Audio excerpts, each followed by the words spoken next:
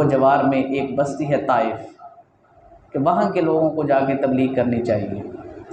آپ اپنے منہ بولے بیٹے حضرت زید بن حارثہ جو آپ کے غلام بھی تھے، آپ کی خدمت کرتے تھے، ان کو ساتھ لے کے طائف چلے گئے۔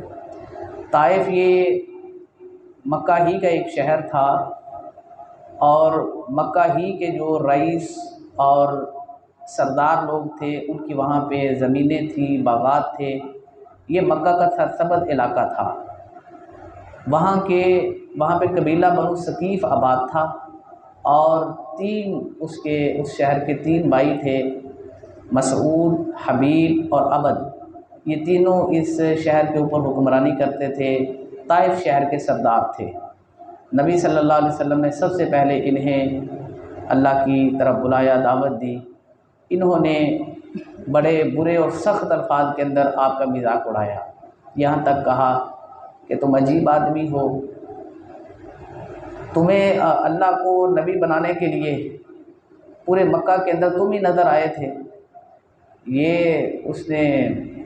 عبد نے یہ الفاظ کہے، جو سردار تھا طائف شہر کا۔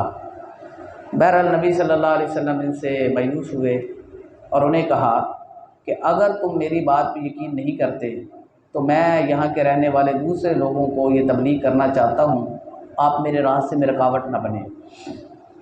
چونکہ یہ سردار تھے، انہوں نے جو نوجوان اوباش لڑکے تھے انہیں نبی صلی اللہ علیہ وسلم کے پیچھے لگا دیا۔ آپ نے سنا ہے وہ پتھر مارتے تھے، آپ کو لہو لہان کر دیا۔ عتبہ بن ربیعہ اور شیبہ یہ مکے کے 2 رئیس تھے، ان کا وہاں پہ باغ تھا طائف کے اندر۔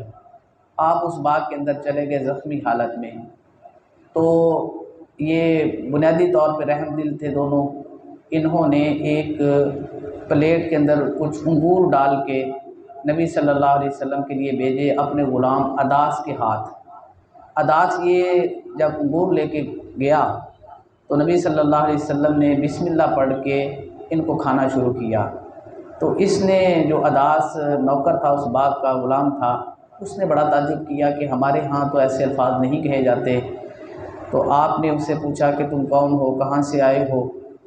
اس نے کہا کہ میں عقیدے کے اعتبار سے عیسائی ہوں اور نینوا کا رہنے والا ہوں۔ تو آپ نے فرمایا، خوش ہوئے اور کہا کہ مرد صالح یونس علیہ السلام کے شہر کے ہو، وہ بھی میرے بھائی تھے، وہ بھی نبی تھے، میں بھی نبی ہوں۔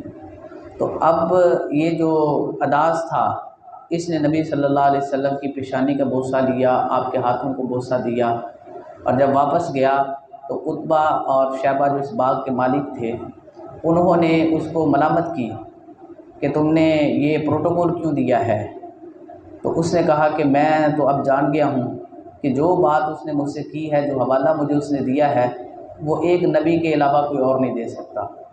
تو بعد کے اندر یہ مسلمان بھی ہو گئے تھے، حضرت اداس رضی اللہ تعالیٰ عنہ۔ نبی صلی اللہ علیہ وسلم جب طائف سے تقریباً 20 دن آپ وہاں پہ رہے اور لوگوں کو تبلیغ کرتے رہے۔ آپ جب ان سے مایوس ہو گئے تو آپ صلی اللہ علیہ وسلم نے اب مکہ کے اندر واپس جانا تھا۔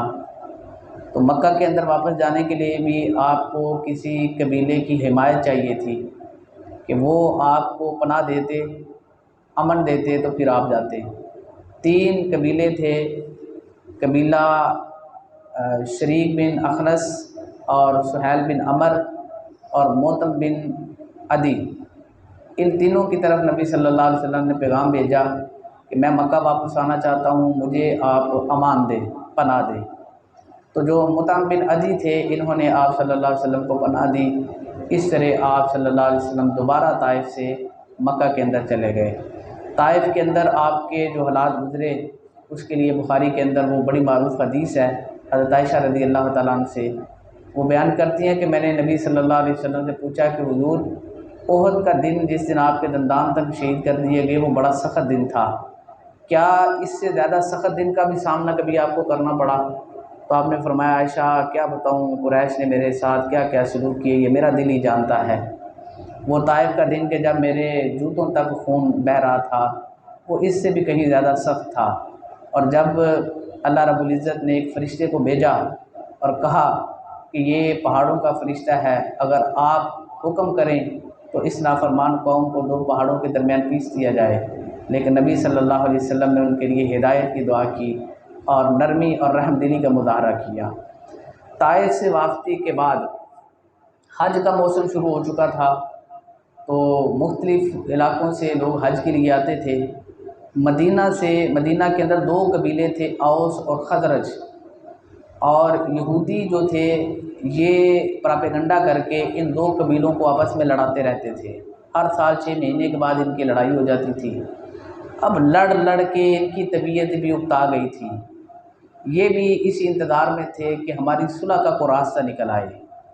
تو جو قبیلہ اوس تھا اس کے کچھ لوگ حج کرنے کے لیے مکہ آئے ہوئے تھے، اور دوسرا ان کا مقصد یہ تھا کہ ہم قریش مکہ کے ساتھ بات کریں، ان کی حمایت حاصل کریں اور اس کا کوئی حل نکالیں۔ نبی صلی اللہ علیہ وسلم مینا کے اندر چلے گئے تبلیغ کرنے کے لیے، تو وہاں پہ یہ 6 لوگ تھے قبیلہ اوس کے، جنہیں نبی صلی اللہ علیہ وسلم نے تبلیغ فرمائی، تو اللہ رب العزت نے ان کے دلوں کو نرم کر دیا، ان کے سینے اسلام کی ہدایت کے لیے کھول دیے۔ تو یہ نبی صلی اللہ علیہ وسلم پہ ایمان لے کے آئے، آپ کی بیعت کی ان 6 لوگوں نے۔ یہ چلے گئے، یہ 10 نبوی کے آخر سال کے آخر کی بات ہے۔ اگلے سال